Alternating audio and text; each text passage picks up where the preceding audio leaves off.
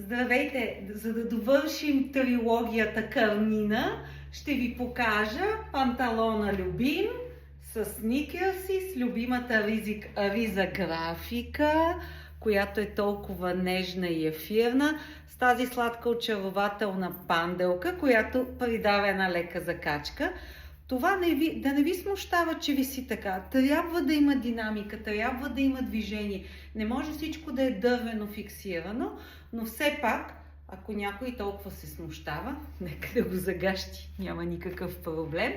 И какво добавяме? Любимото с асиметрично сако. Още лятото ви казах, че тези асиметрични сака ги посвещавам на Ив Сен Лоран, с което творчество съм се запознавала в Париж нееднократно.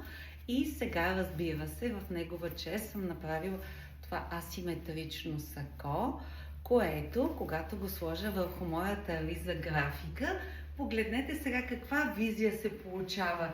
Хем е елегантна, хем е офис, хем в същото време не съвсем, а така се обличат младите хора, които съчетават спорни елементи с елегантни елементи и в същото време е толкова свежо и с настроение.